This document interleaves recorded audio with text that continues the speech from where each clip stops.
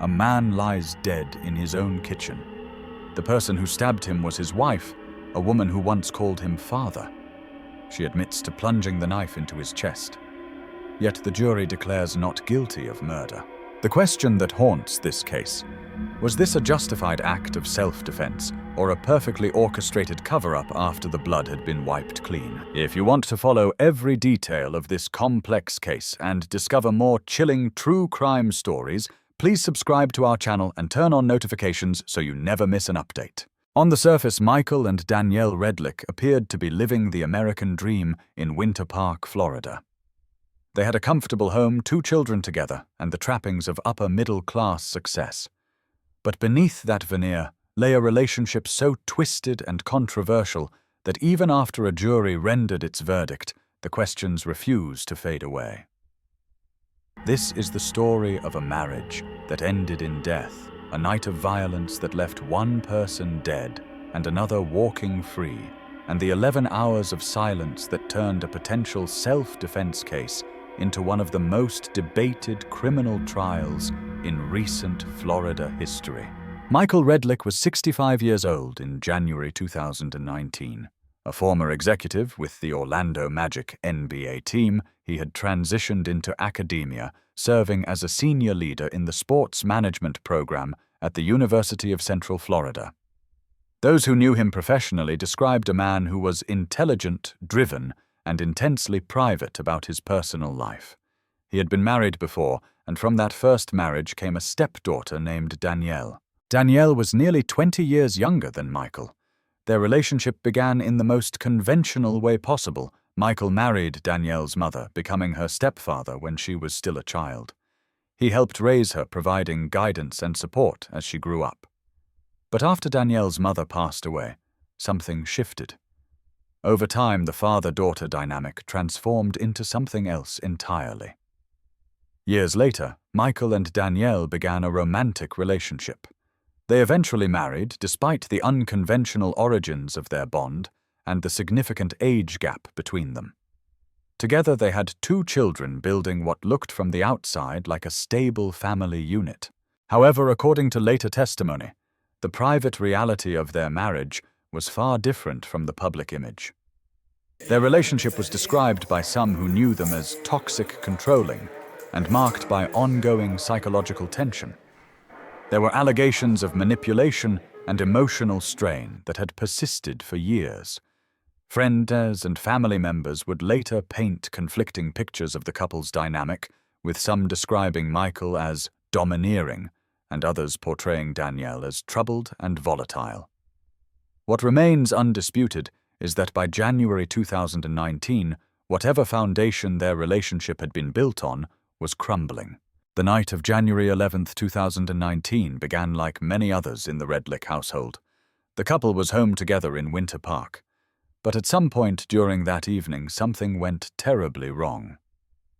According to Danielle's later account, she and Michael got into an argument. She would claim that the confrontation escalated rapidly and violently. In her version of events, Michael grabbed her by the throat and began choking her. She said she could not breathe, that she felt her life was in danger, and that in her panic she reached for a knife that was nearby in the kitchen. What happened next is not in dispute. Danielle Redlick stabbed her husband. The knife penetrated his shoulder and chest area, striking a major blood vessel. The wound was catastrophic. Michael collapsed in the kitchen, bleeding rapidly. Within minutes, he was dead. A single stab wound had severed his ability to survive. The medical examiner would later confirm that he died from blood loss caused by that penetrating injury to his upper body. It was a fatal strike delivered with enough force to cause immediate and irreversible damage. But what Danielle did in the hours after Michael fell to the floor would become the focal point of the criminal case against her. She did not immediately call 911. She did not seek help from neighbors. She did not alert authorities that there had been a violent altercation and that her husband was dead or dying. Instead, approximately 11 hours passed before she made that call.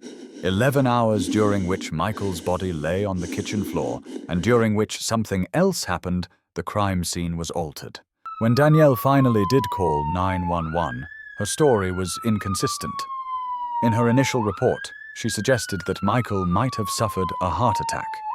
She then changed her account, claiming that he had stabbed himself. These contradictory statements immediately raised red flags for the emergency dispatcher and the responding officers. When law enforcement arrived at the Redlick home on that January morning, they found Michael dead in the kitchen, surrounded by blood. But they also noticed something deeply unsettling. The overwhelming smell of bleach permeated the house.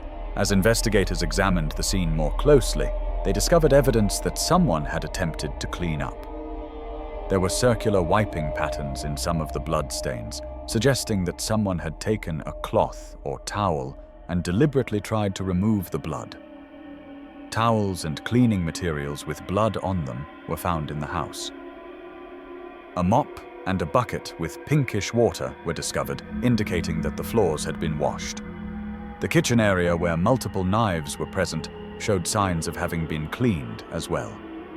Investigators noted that it was difficult to determine which knife had been the murder weapon because the scene had been so thoroughly compromised.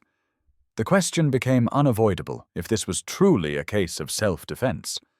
Why would the person who defended herself spend hours cleaning up the evidence? The medical examiner's report was unequivocal. The cause of death was the stab wound. The manner of death was classified as homicide. This was not a heart attack, as Danielle had initially suggested. It was not a self-inflicted injury, as she had later claimed on the phone. Michael Redlick had been killed by another person, and the physical evidence made it clear that the wound could not have been self-inflicted. The angle, the depth, and the location of the injury were inconsistent with someone stabbing themselves. He had bled out quickly, likely within minutes of being stabbed. Danielle Redlick was arrested and charged with second-degree murder. The prosecution built their case around a central theory that Danielle had killed her husband in a fit of rage, and that her actions in the 11 hours following his death demonstrated consciousness of guilt. They argued that someone who truly acted in self-defense would have immediately called for help, would have reported the incident truthfully, and would not have spent hours scrubbing blood from the floors and walls.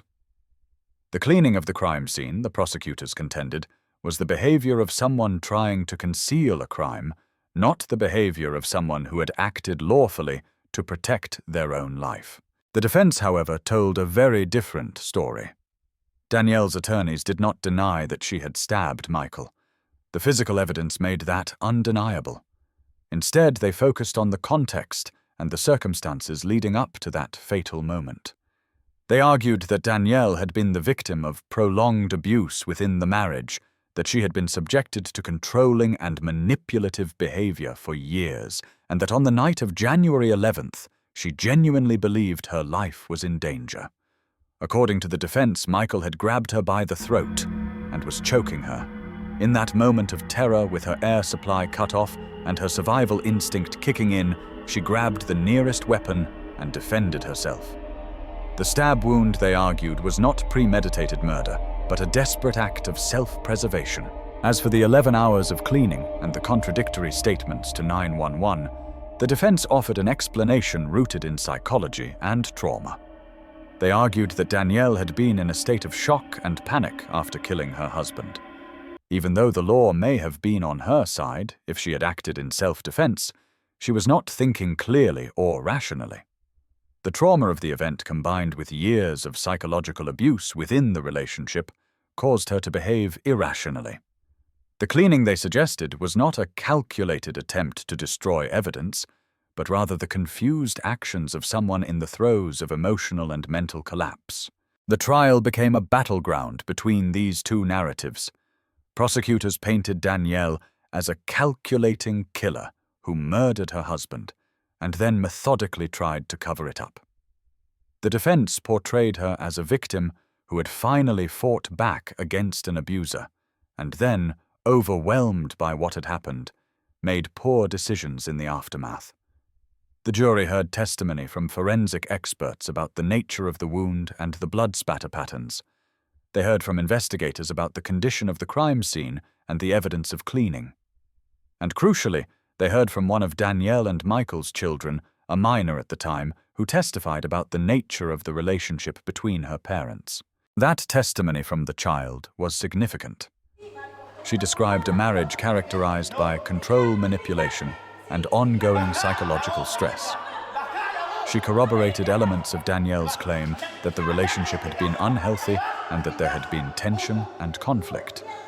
However, she also had to grapple with the reality that her father was dead and her mother was on trial for killing him. The emotional weight of that testimony was immense, and it highlighted the human tragedy at the center of this case, a family torn apart, children left without one parent, and potentially losing the other to prison. After hearing all the evidence and all the arguments, the jury reached a verdict that shocked many observers.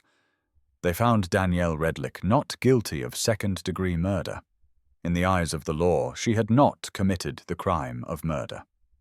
The jury appeared to have accepted, at least to some degree, the argument that her actions had been driven by fear and a belief that she needed to defend herself. However, the jury did not give her a complete pass. They found her guilty of tampering with evidence. The act of cleaning the crime scene, attempting to alter the physical evidence, and providing false information to authorities was criminal behavior, regardless of whether the initial act of violence had been justified. The judge sentenced Danielle Redlick to 364 days in jail for tampering with evidence, followed by 12 months of probation. However, because she had already been held in jail while awaiting trial, she was credited with time served. She did not return to prison after sentencing. She walked out of the courtroom a free woman, though one who would remain under court supervision for a year. The verdict left the community divided. Some saw it as justice. A woman who had been trapped in an abusive relationship had defended herself, and while she had made mistakes in the aftermath, she should not be punished for saving her own life. Others saw it as a miscarriage of justice. A man was dead. His killer admitted to stabbing him, and yet she received minimal punishment because she had successfully argued that she was afraid. The case raised profound questions about the nature of self-defense law, about the challenges of proving or disproving claims of abuse in a relationship where one party is dead and cannot tell their side of the story, and about how the justice system weighs evidence when the physical facts are clear but the context is murky. Michael Redlick died on his kitchen floor on the night of January 11, 2019. Danielle Redlick walked out of the courthouse free after being convicted only of evidence tampering. The jury decided that whatever happened in that kitchen, it did not rise to the level of murder. But the questions linger. What really happened during those final moments? Was Danielle truly in fear for her life, or was there another motive at play? And why, if she had nothing to hide, did she spend 11 hours cleaning blood before calling for help? The Redlick case serves as a stark reminder of how complex the truth can be when domestic violence, self-defense, and criminal responsibility intersect. It underscores the importance of due process and the burden of proof in our legal system, where even when someone admits to taking a life, the context and circumstances matter immensely in determining guilt or innocence. This case also highlights the challenges that juries face when they must weigh competing narratives about what happened behind closed doors in a marriage, and how difficult it can be to deliver justice when the full truth may never be known. We invite you to share your thoughts on this case in the comments below, based on the facts as they were presented in court. What do you think about the jury's verdict? Do you believe justice was served? Subscribe to our channel to follow more updates on this case and to explore other mysterious and chilling true crime stories that challenge our understanding of justice and human nature.